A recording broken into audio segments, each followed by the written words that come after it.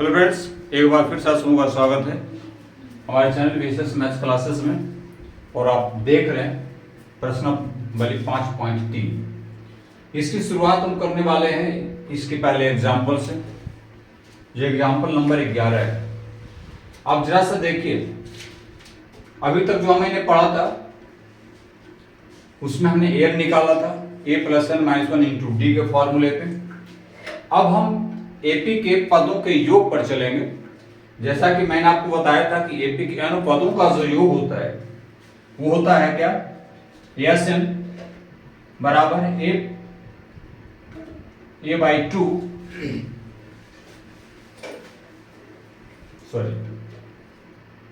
n/2 bracket में 2a + n - 1 × d।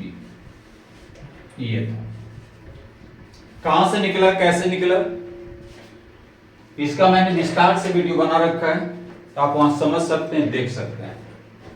हालांकि उसकी डेरिवेशन कोई आवश्यकता है नहीं, बट फॉर्मूला को निकाला गया है तो मैंने निकाल कर आपको बताया था। अब यहाँ पे देखें कि n का मतलब हुआ नंबर ऑफ टर्म्स। ये तो मालूम है, ए बी का प्रथम पद, n भी नंबर ऑफ टर्म्स, d मतलब कॉमन डिफरेंस। बस काम हो गया। जैसा देखते हैं, और ये हमारा एपी है। एपी में दे रखा है 8, 3 - 2 ... कहां तक, प्रथम 22 पद तक। कहां तक, के प्रथम 22 पदों तक। ऐसा तो ए हमारा क्या हो जाएगा 8, डी क्या होगा, तो 3 में 8 घटाएंगे -5। कितने पदों तक है, n मतलब 22, तो Sn निकालना है ना, यानी n कितना हो गया 22। और इसीलिए फॉर्मूला इस्तेमाल करेंगे S22। n तक था तो Sn हम लोग लिख रहे थे, 22 पद तक है तो S22 लिखेंगे। या सबसे पहले आप अगर ऐसा देखें, अगर ये ठीक आपको नहीं लग रहा है कि पहले फॉर्मूला हो तो लिखिए Sn बराबर क्या होता है n/2 × 2a + n - 1 × d। अब लिखिए n के जगह पे 22 रखिए, 22/2 2 × 8 + 22 - 1 और यहाँ 5। सॉल्व कर लीजिए, ये से इसको काट दीजिए। 11 8 दूनी 16 + 21 × -5। 11 16 21 25 75 से इतना, फिर 11 गुने घटाइए तो 5 और 6 -94। और जब हम कैलकुलेट करेंगे तो ये हमारा माइनस में आएगा 9, 6 घट गया 99 में 10 89। ऐसा है, हम लिख दिया 94। यहां होगा इतना -979। यानी इस तरह के एपी के प्रथम 22 पदों तक अगर योग निकालना है तो बस। और इसमें रिक्वायर्ड क्या है, एन रिक्वायर्ड है, ए रिक्वायर्ड है और डी रिक्वायर्ड है। ये 3 चीज इसमें रिक्वायर्ड है, ठीक है, बाकी बन जाएगा। कहीं कहीं अगर आपको Sn दे रखा है, यानी S22 दे रखा, ए निकालने का आता, वो भी आप निकाल सकते हो, और डी दिया हुआ तो। चलिए, ये छोटा सा था, इसका 12वां और 13वां सवाल एक ही पेज पर देख लेते हैं। चलिए, अब हम 12 नंबर सवाल को देखते हैं। ये कैसा है, दिया है कि यदि किसी एपी के प्रथम 14 पदों का योग, यानी S14 तक, ओके, 1050, यानी S14 1050 दे रखा है, 14 पद एपी में। इसका प्रथम पद यानी ए 10 है, तो 20वां पद ज्ञात कीजिए। बड़ा अच्छा सवाल है, जैसा देखिएगा। तो प्रश्न से लिखना है, प्रश्न से हमें दिया हुआ क्या है, सबसे पहले तो n दिया हुआ है 14। n जो 14 है वो Sn, यानी ये जो है S14, ये दिया हुआ 1050, ओके। और एपी का पहला पद दिया हुआ है 10, तो हमें निकालना है। अब देखिए, अभी आपको मैं बता रहा था इसमें पहले में कि 4 में कोई 3 तो रहेगा। अब सूत्र से देखें तो हमें डी निकालना है। क्या निकालना है? डी। क्या होता है फॉर्मूला इसका? N equal to N by two A plus N minus one into D. Okay, अब यहाँ पे 14 दिया हुआ है, 14 बाई टू इंटू ए 10 दिया हुआ है, एन का मान 10, सॉरी एन का मान कितना हो जाएगा? 14 घटाओ 1 और डी नहीं दिया हुआ है। यस 14 हमारे पास कितना? 1050। और इसको तो काट देंगे, 7 20 आ गया प्लस 9 डी आ गया।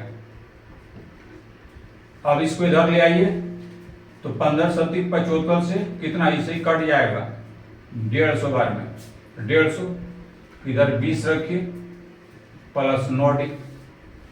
अब 150 में 20 को घटा दीजिए, घट गया 9 डी, आ गए 130 बराबर 9 डी। ये कटेंगे क्या? जैसे चेक कर लीजिए, कहीं गलती है शायद।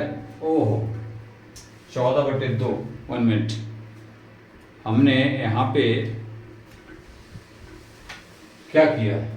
2 था, 2 सत्ते 14 और एक गुना था, भाग लगा दिया 150, घटेगा 130। ये नहीं, कुछ गलती है, 1 मिनट, जरा मैं सुधार दूं, देख लीजिए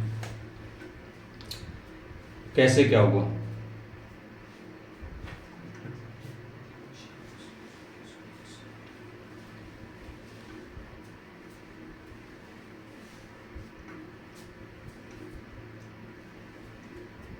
ओह, यहाँ पे गलती हुआ, ये है 13 डी। ठीक है, अब हमें बन जाएगा, यानी जहां जहां 9 हमने रखा है वहां पे 13 कर दीजिए और इसलिए डी निकाल लेंगे। 130/13 कट के आएगा 10, तो डी कितने हो गए? 10। हमने डी निकाल लिए, लेकिन अब कहा था 20वां पद। 20वां पद का मतलब ये 20 निकालना है।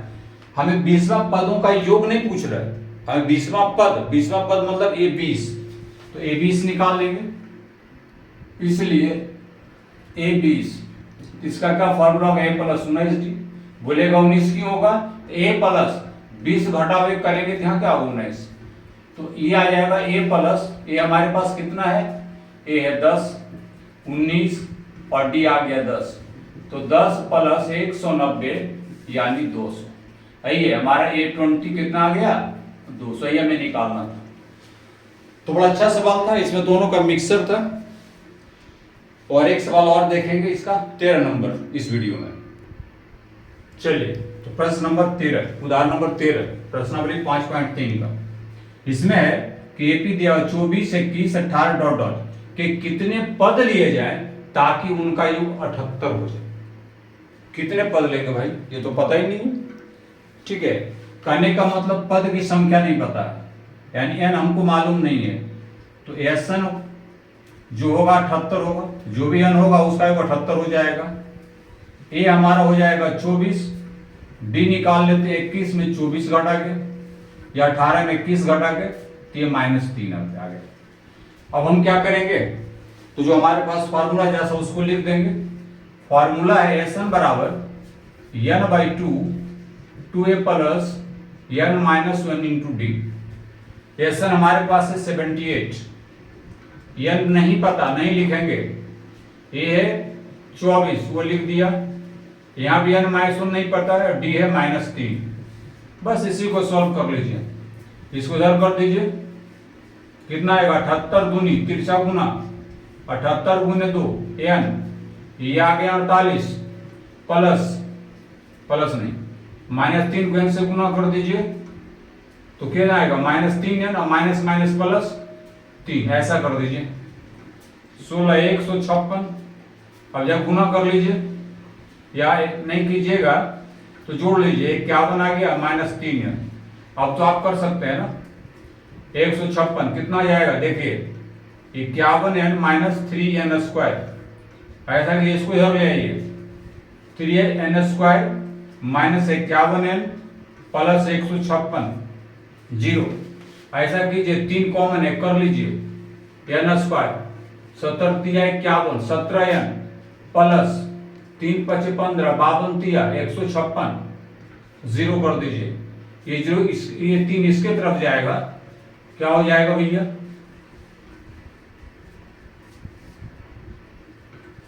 कितना आता है? 3 को हमने उधर कर दिया, 52 आता है।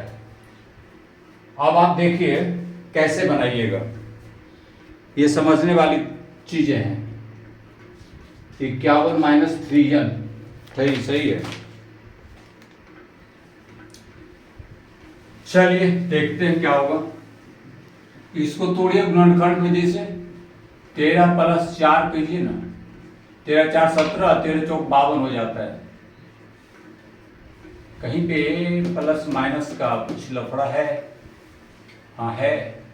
3n स्क्वायर माइनस 51n, इसको हम उठा के इधर लाए, उसको अरेंज किए तो फिर गड़बड़ाएगा कैसे?